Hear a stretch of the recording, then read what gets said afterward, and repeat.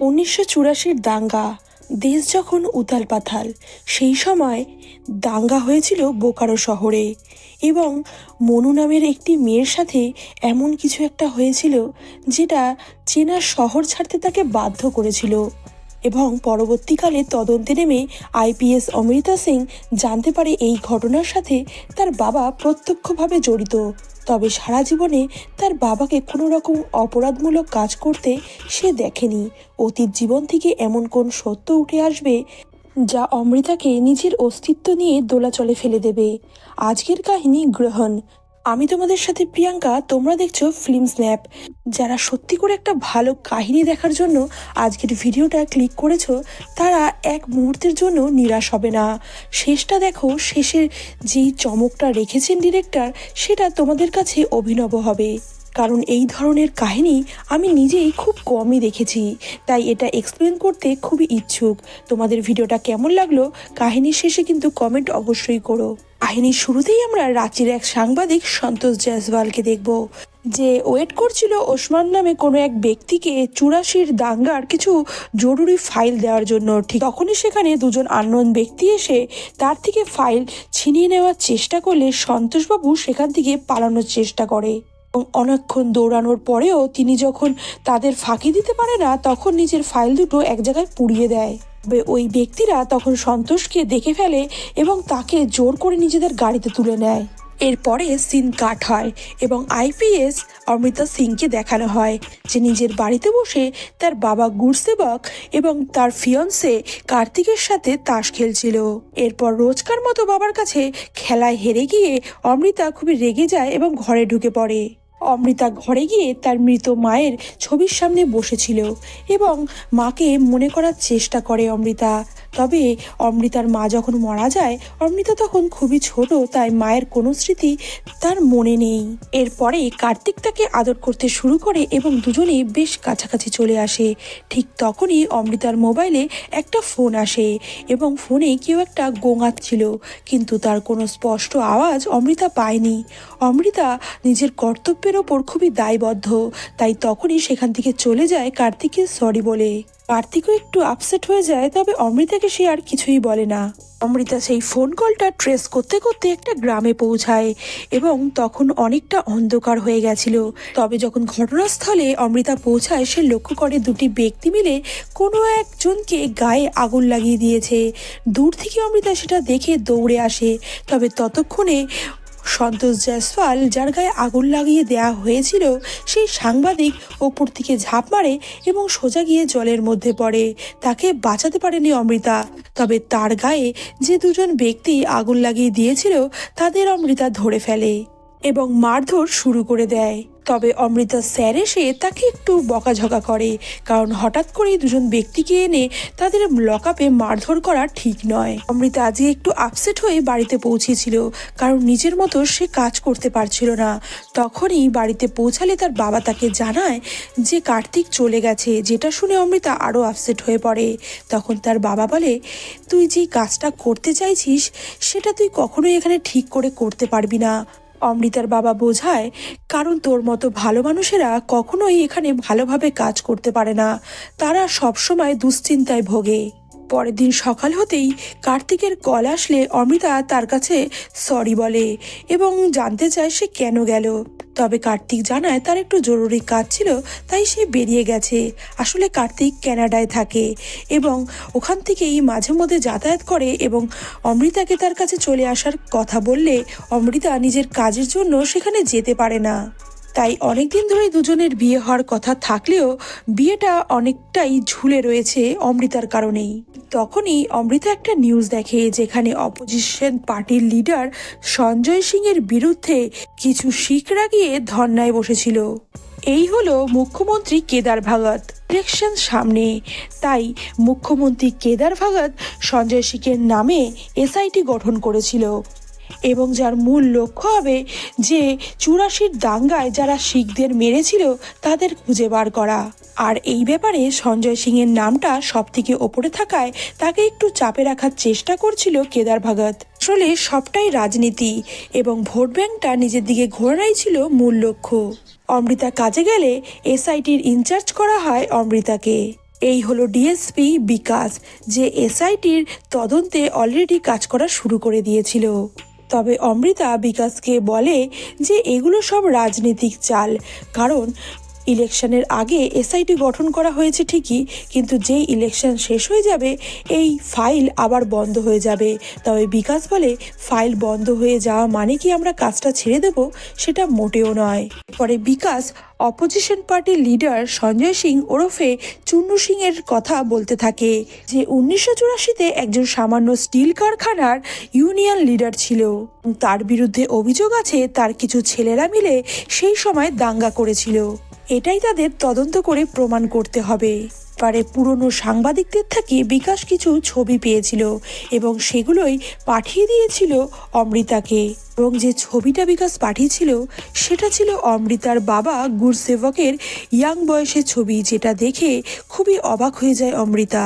অমৃতার মনে পড়ে যায় ছোটবেলা সে একবার খেলতে খেলতে স্টোর রুমে গিয়ে বাবার একটা ছবি পেয়েছিল এবং সেখানে তার বাবার এই রকমের লম্বা লম্বা চুল ছিল, মাথায় পাগড়ি ছিল না, যেটা দেখে সে তার বাবাকে প্রশ্ন করেছিল যে বাবা তোমার এত বড় বড় চুল কোথায় গেল? তখন তোর বাবা বলেছিল তার একবার অ্যাক্সিডেন্ট হওয়াতে তার চুলগুলো সব কাটতে হয়েছিল। ছোটবেলার এই কথাগুলো অমৃতার তখনই মনে পড়ায় অমৃতা খুবই ঘাবড়ে যায় এবং বুঝতে পারে না যে বাবার সাথে এতদিন সে ছিল তার আসল সত্যিটা কি। তার বাবা কি সত্যি দাঙ্গার সময় জড়িত ছিল? সেদিন বাড়িতে ফিরেই অমৃতা দেখে তার বাবা বাড়িতে নেই, তাই সেই সুযোগটা সে কাজে লাগায়। বাবার রুমে ঢুকে সব জিনিস তছনছ করে খুঁজে বার করার চেষ্টা করে যে বাবার অতীতে কি আছে। কিছুক্ষণের মধ্যেই তার বাবা বাড়িতে ফিরে আসে এবং ঘরের অবস্থা দেখে মেয়ের কাছে জানতে চায় যে কি হয়েছে। অমৃতা তার বাবার সেই পুরনো ছবিটা নিয়ে তার বাবার কাছে দাঁড়ায় এবং জানতে চায় এটা কি। তবে গুরসেবকের কাছে কোনো উত্তর ছিল না। গুরসেবক ছবিটা দেখে খুবই ঘাবড়ে যায় এবং মেয়েকে বলে এ ব্যাপারে আমাকে আর কিছুই জিজ্ঞাসা করবে না, এই বলে ওখান থেকে সাথে সাথেই চলে যায়।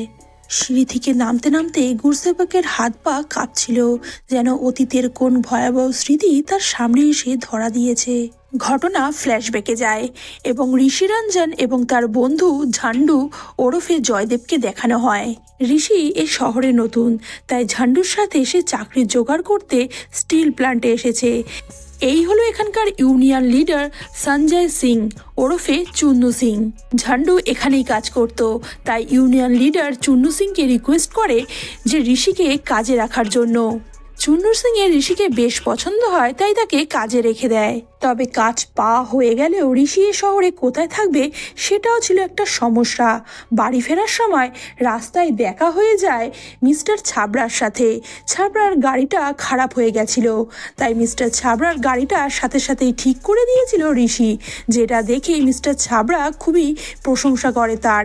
এবং মিস্টার ছাবড়াকে ঝান্ডু রিকোয়েস্ট করে যে তাদের ওপরের ঘরটা যাতে ভাড়াতে দেয় ঋষিকে। মিস্টার ছাবড়া ঋষির কাজ দেখে রাজি হয়ে যায় এবং তখন মিস্টার ছাবড়া তার মেয়ে আর স্ত্রীকে নিয়ে আসতে যাচ্ছিল রেলওয়ে স্টেশনে। ঋষিও তার সাথে যায় এবং প্রথম দেখাতেই মিস্টার ছাবড়ার মেয়ে মন্নুর প্রেমে পড়ে যায় ঋষি। ফাঁকা সময়ে ঋষি মন্নুদের ঘরের বিভিন্ন কাজ করে দিত, পাইপ ঠিক করা থেকে ইলেকট্রিক সব দিকেই নজর ছিল ঋষির। এইভাবেই আস্তে আস্তে ঋষি আর মনু কাছাকাছি আসতে শুরু করে। তবে ঋষির বন্ধু ঝন্ডুও মন্নুকে পছন্দ করত, কিন্তু মন্নু তাকে বিশেষ পাত্তা দিত না। ঘটনা আবার বর্তমানে আসে। অমৃতা তার মায়ের ছবির সামনেই বসে আছে এবং কাঁদছে। অমৃতার মার নাম প্রজ্ঞা। ঘটনা আবার ফ্ল্যাশব্যাকে যায় এবং দেখানো হয় এই প্রজ্ঞা হলো মন্নুর বেস্ট ফ্রেন্ড এবং ঝন্ডুর বোন।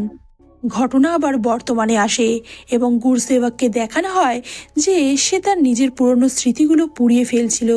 সে চায় না তার মেয়ে তার অতীত জানুক। তবে জিনিসগুলো আগুনে পোড়াতে পোড়াতেই একসময় ঘরের মধ্যে ভয়ঙ্কর অগ্নিদগ্ধ শুরু হয়ে যায় এবং গুরসেবক পাগলের মতো এক কোনায় গিয়ে বসে পড়ে।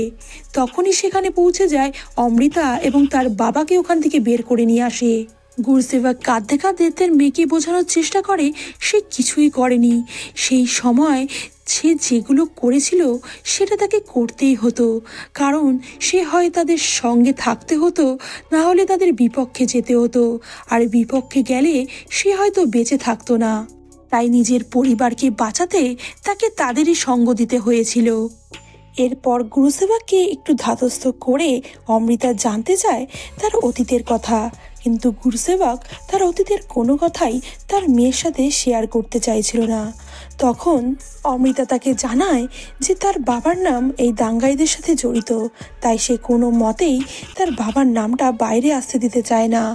তবে তার সাথে সাথে তার বাবা আসল দোষ করেছে কিনা সেটাও সে জানতে চায়, তাই সে বোকারো শহরে যাবে।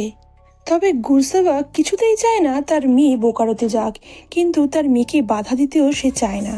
ঘটনা আবার ফ্ল্যাশব্যাকে যায় এবং আমরা দেখি ঋষিরঞ্জন অনেককেই টিউশন পড়াতো এবং মনুও তার কাছে টিউশন পড়তো। এরই মধ্যে একদিন ঝন্ডুর দিদির বিয়ে ছিল, তাই ঝন্ডু আর ঋষি খুবই খাটাখাটি করছিল বরযাত্রীদের দেখাশোনায়। তখনই সেখানে সঞ্জয় সিং আসে এবং ঋষি আর মন্নুকে কথা বলতে দেখে সে বুঝতে পারে তাদের মধ্যে একটা রিলেশন রয়েছে। ঝন্ডুর বোন প্রজ্ঞা ঋষিকে জানায় সে ঋষিকে ভালোবাসে, তার সাথে সাথে এটাও জানায় যে সে বোঝে ঋষি মন্নুকে ভালোবাসে, তাই কখনো সে ঋষি আর মন্নুর মাঝখানে আসবে না। তবে তার মনের কথাটা সে ঋষিকে জানাতে চেয়েছিল, তাই সে জানালো। দুদিন পরেই ছিল মন্নুর এক্সাম, তাই সেদিনকে তার বাবা তাকে পৌঁছে দেওয়ার জন্য বেরোলেও তার বাবার বাইকটা খারাপ হয়ে যায়। এদিকে তার বাবারও একটা এমার্জেন্সি জায়গায় যাওয়ার থাকে। তখনই সে রিকোয়েস্ট করে ঋষি যাতে মন্নুকে পরীক্ষা দিতে নিয়ে যায় রাঁচিতে। ঋষি মন্নুকে পৌঁছে দেয় পরীক্ষার হলে। এদিকে এখনকার সিএম কেদার ভাগত তৎকালীন এক সামান্য নেতা ছিল এবং চুন্নু সিং তার হয়েই কাজ করত। মনু পরীক্ষা দিয়ে বেরোয়, কিন্তু সে পরীক্ষায় কিছু ভুল করলে ঋষি খুবই রেগে যায় তার ওপর। মন্নু গিয়ে একটা খাবার দোকানে খাবার কিনতে থাকে, কিন্তু ঋষি বলে তুমি শুধু খেয়ে যাও, ট্রেন মিস হয়ে যাবে। কথা শুনে মন্নু খুবই রেগে যায় এবং খাবার ফেলে ওখান থেকে রিক্সা ধরে একাই বেরিয়ে যায়। ঋষি বারংবার মন্নুর নাম ধরে ডাকলেও মন্নু কিছুতেই দাঁড়ায় না এবং ট্রেনে করে বেরিয়ে যায়।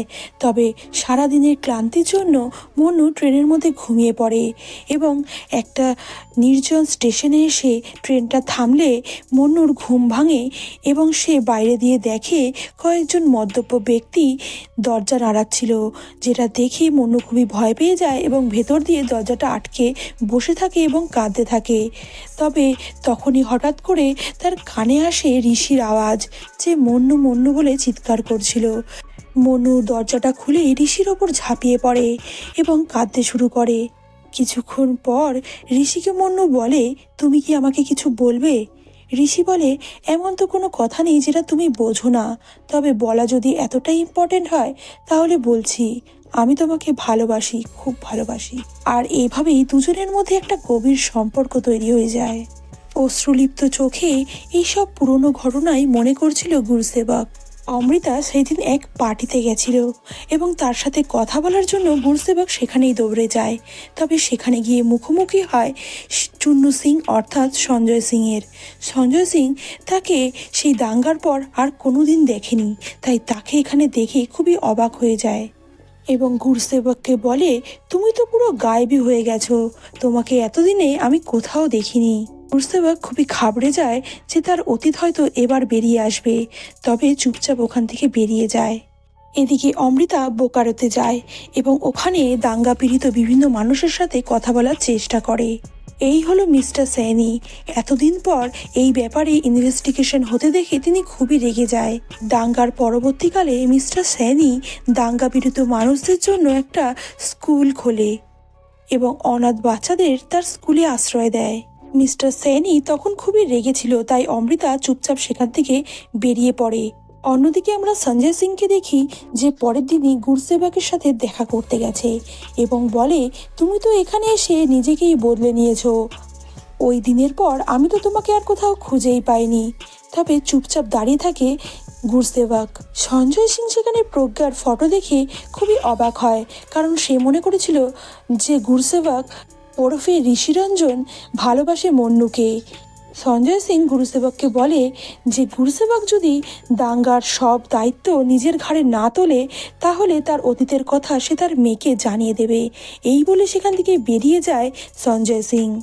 এদিকে আবার অমৃতা মিস্টার স্যানির সাথে কথা বলার জন্য গেলে মিস্টার স্যানি এবার তাদের সাথে কথা বলতে রাজি হয়। মিস্টার স্যানি তাদের জানায় যেদিন দাঙ্গা লেগেছিল সেদিন ইন্দিরা গান্ধীকে মেরে ফেলা হয়েছিল এবং যেটা করেছিল দুজন শিখ তার বডিগার্ড। তাই রেডিওতে খবর এসেছিল যে শিখদের ওপর হামলা হতে পারে, তাই সকাল সকাল সবাই দোকানপাট বন্ধ করে চলে যাচ্ছিল। মিস্টার সেনি তার স্ত্রী এবং মেয়েকে বুঝিয়ে দোকানে যায় জিনিসপত্র টাকা পয়সা নিয়ে আসতে এবং তাদের দুজনকে বলে যায় যে জরুরি জিনিসপত্র তারা যেন ঝটপট বেঁধে নেয়। তবে সেদিন মিস্টার স্যানি দোকানে ঢুকেছিল তার টাকা পয়সা নিতে, ঠিক তখনই সে আওয়াজ পায় যে দাঙ্গাইরা এদিকেই আসছে। তাই মিস্টার স্যানি দোকানের লাইট অফ করে এক জায়গায় লুকিয়ে পড়ে।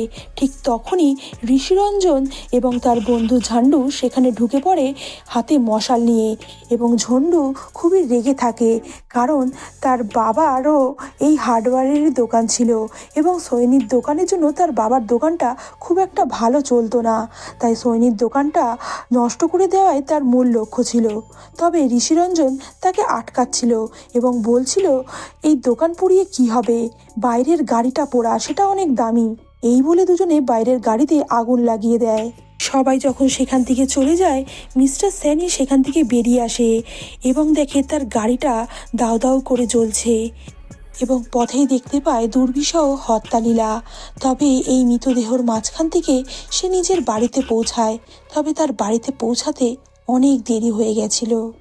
বাড়িতে পৌঁছে দেখে তার স্ত্রী আর মেয়েকে দাঙ্গাইরা মেরে ফেলেছে। তারপর থেকেই অনাথ বাচ্চাদের জন্যে তিনি স্কুল খুলেছেন। এদিকে অমৃতা রাতে যখন ঘুমিয়েছিল তার বাড়িতে প্রজ্ঞা আসে, যাকে দেখে অমৃতা আকাশ থেকে পড়ে, কারণ ছোট থেকে অমৃতা শুনে এসেছে তার মা মারা গেছে।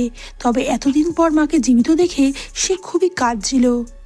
মায়ের কথা জানতে চাওয়ায় ছোটবেলায় তাকেই তার বাবা বোঝাতো যে সেই তাকে মা বাবার ভালোবাসা একসাথে দেয়, সুতরাং তার মায়ের কোনো দরকার নেই, তার মা তো মারা গেছে, কি করা যাবে। ঘটনা শিফট হয় পরের দিন সকালবেলায়। দেখানো হয় মিস্টার সেনির অনাথ স্কুলের টিচার ছিল প্রজ্ঞা। সেখানে অমৃতা তার সাথে দেখা করতে আসলে প্রজ্ঞা তাকে ছোটবেলার ফটোগুলো দেখায় এবং জানায় প্রজ্ঞা আর তার বাবা দুজনে মিলেই চেয়েছিল অমৃতাকে একসাথে বড় করে তুলতে, কিন্তু সেটা হয়ে ওঠেনি কারণ তার বাবা অন্য একজনকে ভালোবাসে এবং তার কথাই সবসময় মনে করত।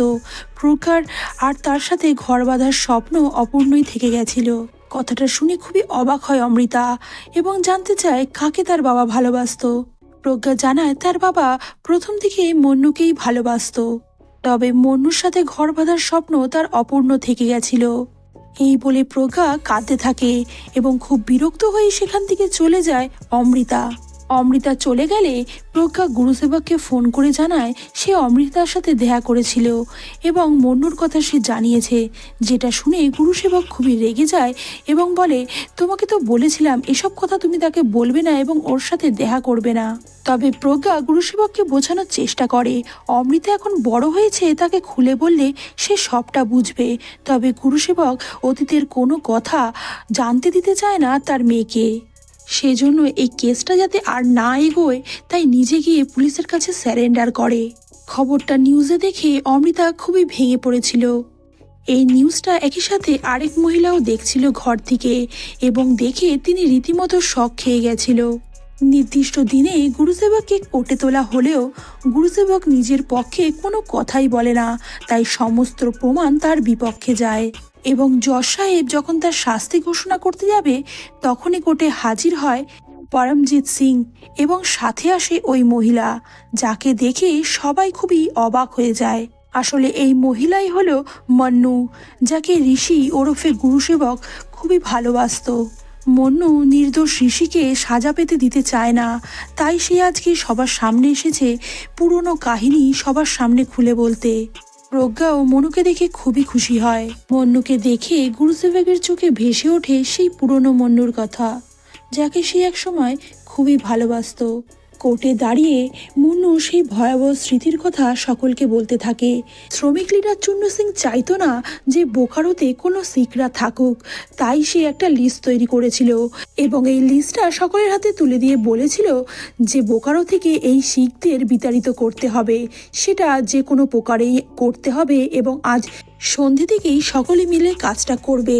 কথাটা শুনে খুবই ভয় পেয়ে গেছিল ঋষি, তাই তড়িঘড়ি সে চলে আসে মিস্টার ছাবড়ার কাছে এবং তাকে পরামর্শ দেয় সে যেন তার পরিবার নিয়ে নতুন স্কুল বাড়িতে যায়, কারণ ওখানেই সমস্ত শিখরা জড়ো হচ্ছে। তবে মিস্টার ছাবড়া বলে, আমি যদি মরবো এখানেই মরবো, বাড়ি ছেড়ে কোথাও যাব না।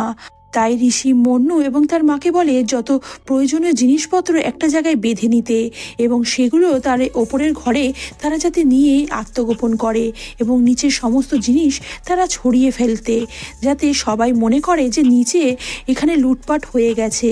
এরপর ঋষি সকলকে ওপরে ঘরে নিয়ে গিয়ে আটকে দেয়, বলে আমি যতক্ষণ না আসবো কেউ যাতে দরজা না খোলে, যতবার হোক অন্য লোক দরজা ধাক্কালেও তোমরা দরজা খুলবে না, এই বলে ঋষি বেরিয়ে যায়।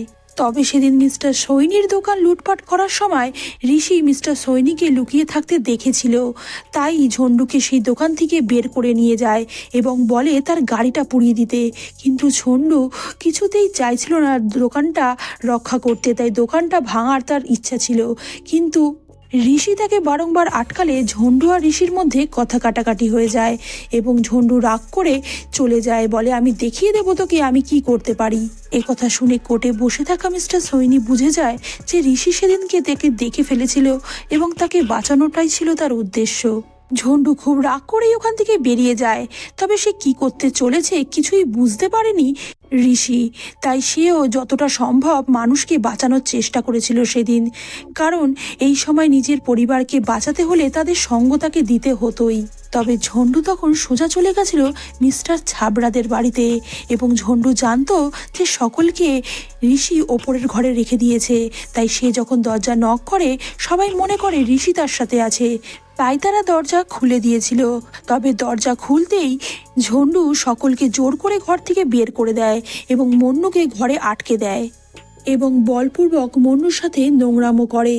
এরপর ঋষি যখন বাড়িতে ফেরে সে দেখে মন্নু বিধ্বস্ত অবস্থায় দরজার সামনে বসে আছে এবং ঘর থেকে বেরোচ্ছে ঝন্ডু, যেটা দেখে মুহূর্তের মধ্যেই সে বুঝে ফেলে ঝন্ডু আজ কি করেছে। রাগের মাথায় ঝন্ডুকে মারতে মারতে মেরেই ফেলে ঋষি, কিন্তু কিছুতেই আর মন্নুকে সে ফিরে পায় না, কারণ মন্নু পুরো পাথরের মতো হয়ে গেছিল।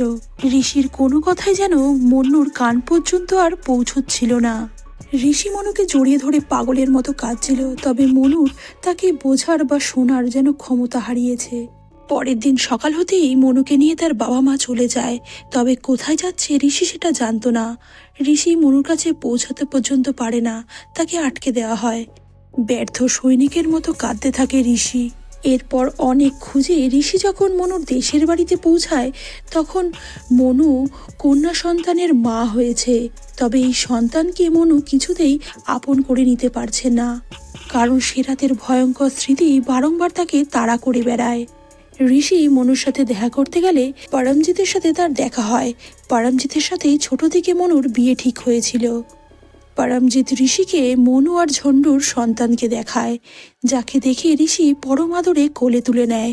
তবে এর সাথে সাথে পরমজিৎ তাকে জানায় মনু এই সন্তানকে গ্রহণ করতে পারছে না, কারণ এই রাতের স্মৃতি তাকে সবসময় তাড়া করে বেড়াচ্ছে। এ কথা শুনে ঋষি আর মনুর সাথে দেখা করে না, ওই বাচ্চাটিকে কোলে নিয়ে সেখান থেকে বেরিয়ে পড়ে। মনু দূর থেকে জানলা দিয়ে বসে বসে সবটা দেখছিল, কিন্তু তাকে আটকায় না। এই বাচ্চাটি হলো আজকের অমৃতা, যাকে এত ভালোভাবে লেখাপড়া শিখিয়ে বড় মানুষ তৈরি করেছে গুরসেবক, এবং বাচ্চাটিকে মানুষ করার জন্যই নিজের পরিচয় পর্যন্ত সে বদলে ফেলেছে। নিজের জন্মের সত্যিটা জানতে পেরে অমৃতা কাঁদতে থাকে। তখনই সেখানে মনু আসে এবং তাকে বোঝানোর চেষ্টা করে তার সাথে সে অন্যায় করেছে, কিন্তু তখন তার সেগুলো বোঝার মতো ক্ষমতাই ছিল না, সে পাগলের মতো হয়ে গেছিল। অমৃতা মনুর পরিস্থিতি বুঝে তাকে জড়িয়ে ধরে, কাঁদতে থাকে দুজনেই। তখনই অমৃতা লক্ষ্য করে যে তার বাবাকে রিমান্ডে রাখা হয়েছে এবং তাকে অ্যারেস্ট করে নিয়ে যাওয়া হচ্ছে, পরে এর শুনানি হবে। অমৃতা দৌড়ে গিয়ে তার বাবাকে জড়িয়ে ধরে ক্ষমা চায় এবং বলে সে তার বাবার জন্য গর্বিত, এবং বাবা আর মেয়ে দুজনেই কাঁদতে থাকে। এরপর কাহিনী শিফট হয় এবং দেখানো হয় অমৃতা পৌঁছে গেছে সঞ্জয় সিং এর বাড়িতে এবং সঞ্জয় সিংকে গ্রেপ্তার করে নিয়ে যাচ্ছে। তখন সঞ্জয় সিং তাকে জানায় যে তুমি একবার চিন্তা করে দেখো, আমি যেই সময় দাঙ্গা করেছি বলে আমার অভিযোগ আছে, সেই সময় আমি ছিলাম এক ছোট্ট ইউনিয়ন লিডার। কোনো জায়গায় দাঙ্গা লাগানোর জন্য যে বিপুল পরিমাণে অর্থের প্রয়োজন হয় সেটা আমার কাছে কোথা থেকে এলো, এটাই তদন্ত করে বের করো। যেটা শুনে খুবই অবাক হয়ে যায় অমৃতা। আসলে সবটাই রাজনীতি। আর এখানেই শেষ হয় আজকের কাহিনী। ভিডিওটি ভালো লাগলে অবশ্যই লাইক অ্যান্ড শেয়ার করে দিও, আর এ ধরনের আরও ভিডিওর জন্য সাবস্ক্রাইব করে পাশে থেকো। আর অবশ্যই করে কমেন্টে জানিয়ে দাও আজকের ভিডিওটা তোমাদের কেমন লেগেছে। নেক্সট দেখা হচ্ছে আরও কোনো ইন্টারেস্টিং ভিডিওর সাথে। ততক্ষণের জন্য খুব ভালো থেকো, সুস্থ থেকো।